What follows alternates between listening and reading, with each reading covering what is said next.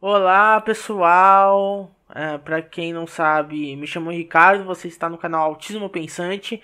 Eu sou autista e hoje a gente vai fazer um react bem basicão do canal, né, do vídeo da Maíra Gaiato, né, como ajudar a criar, como ajudar a criança em crise dentro da escola. Então, vamos lá, se inscreve no canal caso você tenha caído de paraquedas e é isso aí.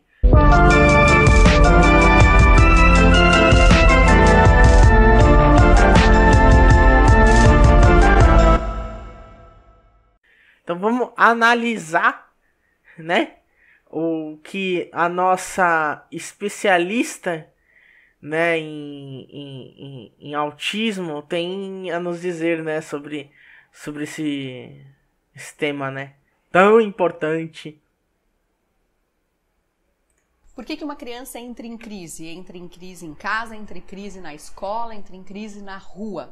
O que a gente pode fazer para ajudar os nossos pequenos? Bom, o que faz para uma criança parar de ter crise? Simplesmente invista em acessibilidade.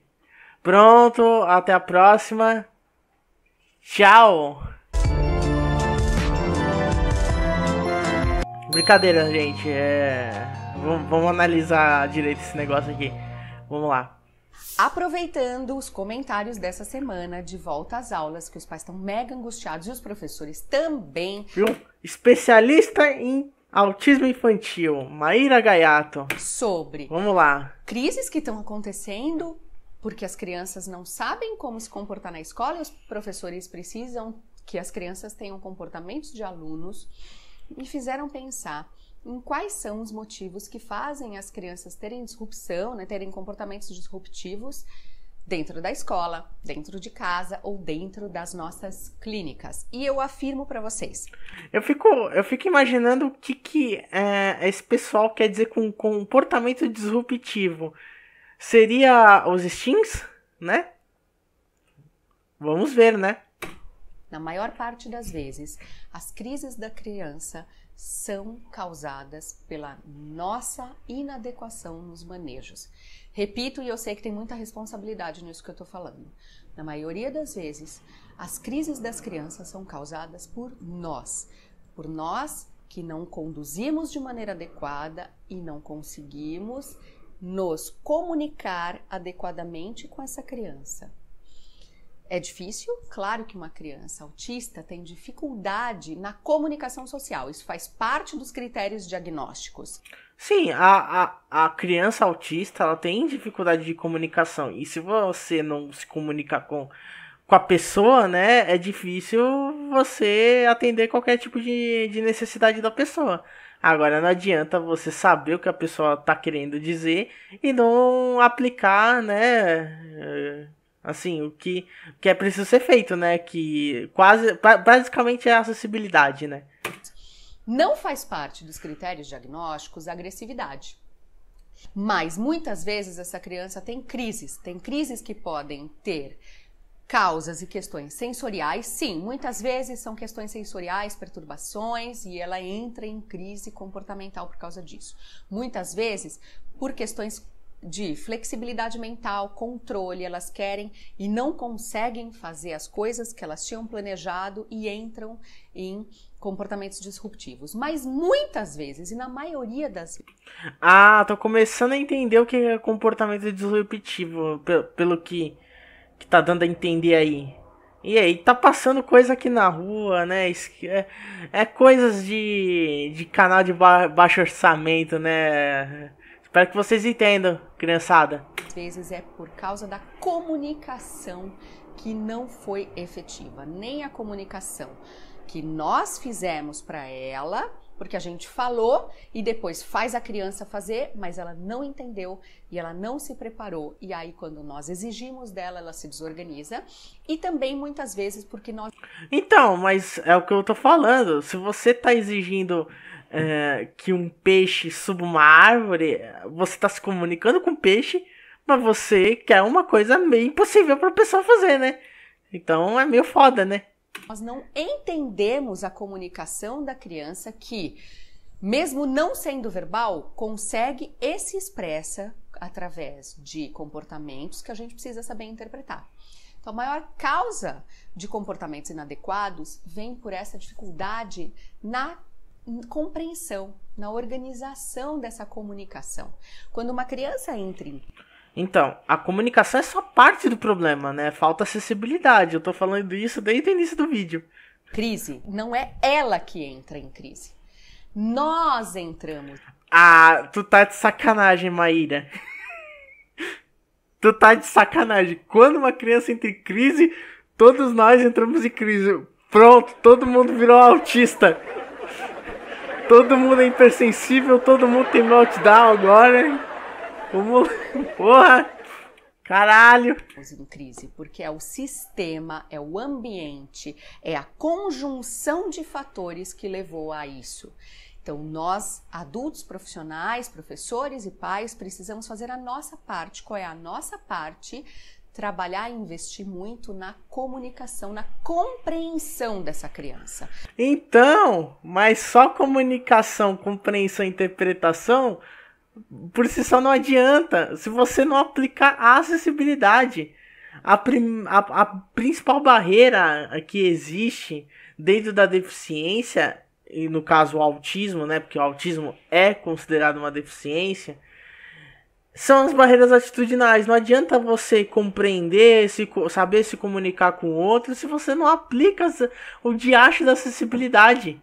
Se você, por exemplo, não aplica uma acessibilidade sensorial numa sala de aula, não vai adiantar nada você ficar se comunicando, porque a criança vai continuar tendo crise. Por quê? Porque ela está sendo bombardeada de estímulo. Não adianta a gente chegar cheio de regras dentro dos nossos ambientes e esperar que só explicando, falando um monte de coisa na cabeça da criança, ela vá seguir. Não, não vai. Não vai porque ela tem questões comportamentais que fazem com que ela tenha um conjunto de fatores que levam às características autísticas. Se ela tivesse condição de compreender, de expressar, de obedecer, de fazer tudo o que era esperado dela para a idade, ela não estaria no espectro autista. E se ela está, nós precisamos então nos comunicar e fazer de uma forma que ela consiga se sentir bem. Calma aí. Eu não entendi essa parte. Calma aí. Mas autística, ela tem um conjunto de fatores que levam às características autísticas. Se ela tivesse condição de compreender, de expressar, de obedecer, de fazer tudo o que era esperado dela para a idade, ela não estaria no espectro autista. Calma aí. Mas isso não tem relação com o espectro autista. O fato da pessoa seguir ou não regras, seguir ou não comandos, não tem a ver necessariamente com o espectro autista. Porque às vezes um autista pode ter mais maturidade em relação às outras crianças.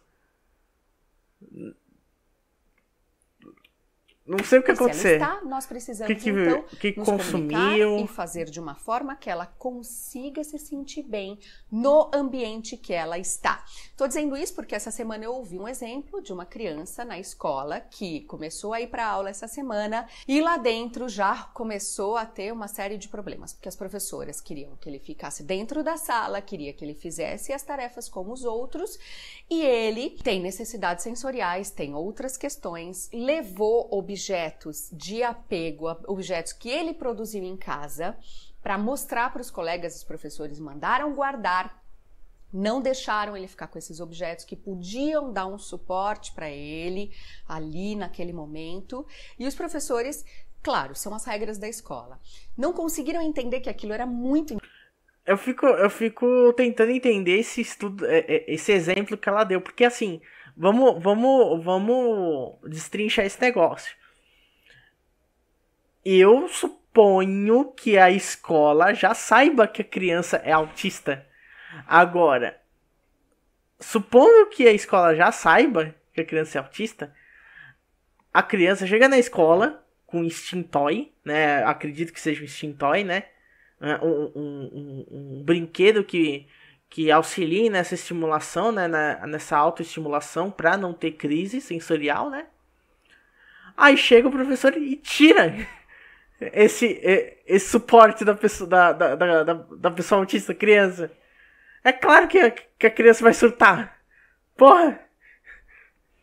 Se foi óbvio. Não tem nem o que falar. Importante para ele. Mandaram guardar. E a CDPD que se foda, né? E não deram previsibilidade de quando ele ia ter aquilo de volta. Eles podiam ter usado aquele material para a criança mostrar para os amigos o que ele consegue fazer, que era um artesanato que ele fazia em casa. Ao invés dele ficar se sentindo mal porque vê os outros fazendo as tarefas que ele não consegue realizar.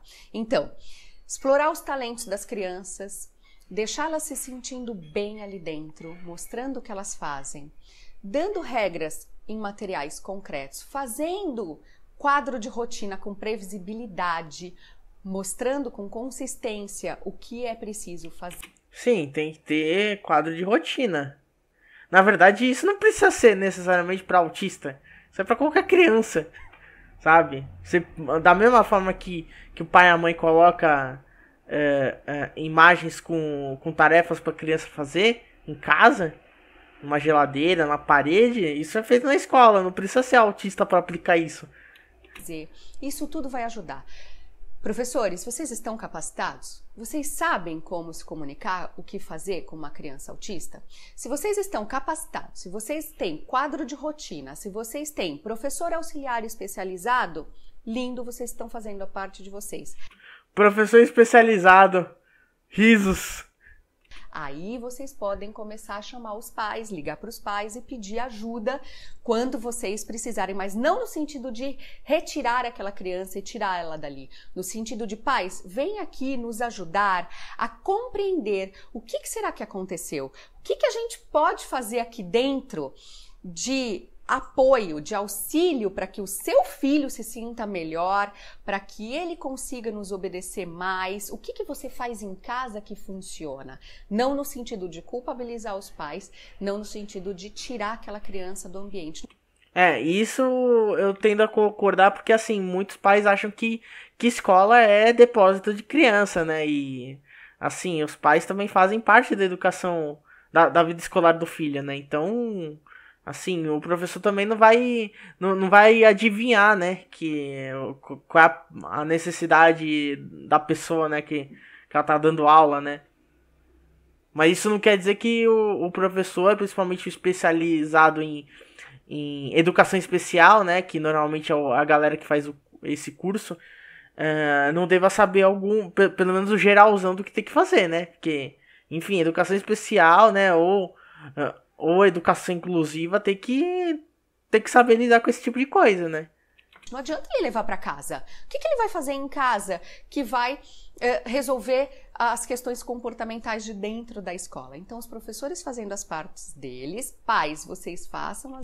Aliás, falando nessa questão, tá sendo falado muito em questão comportamental, como se o problema fosse a criança indivíduo e não o ambiente, né? O ambiente escolar que já para neurotípico, pessoa sem deficiência já é uma bosta, né? Tanto público quanto particular. E, enfim, imagina para PCD, né?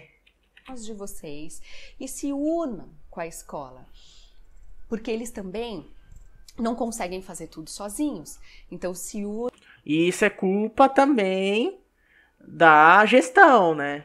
Não adianta o professor tentar o super-herói se não tem investimento na educação, né? Se não tem estrutura educacional, se não tem investimento de dinheiro para funcionário público da área da educação, professor, não adianta, sabe? O professor pode ser o cara mais foda na didática no ensino, que se não tiver um contexto bom, não adianta muita coisa, né? Unam de uma maneira carinhosa, assertiva, juntando forças, porque o único prejudicado quando isso não acontece é o nosso pequeno. Mandem aqui nos comentários o que vocês precisam de parte prática para que eu possa. Mayra Gaiato é uma pessoa que, até onde eu vejo, é bem intencionada, né? Mas assim, tem umas partes aí que é muito individualista.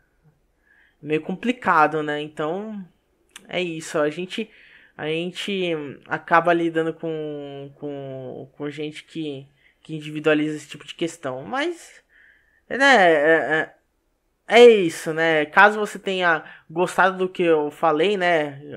Caso você tenha aparecido no canal, né, de paraquedas também, aperta no botão de gostei, se inscreva no canal, comente aqui embaixo o que você acha do que eu comentei em cima do vídeo da Maíra Gaiato, né? E nos vemos na próxima. Nos vemos na próxima. Nos vemos. Isso aí. Até a próxima. Tchau.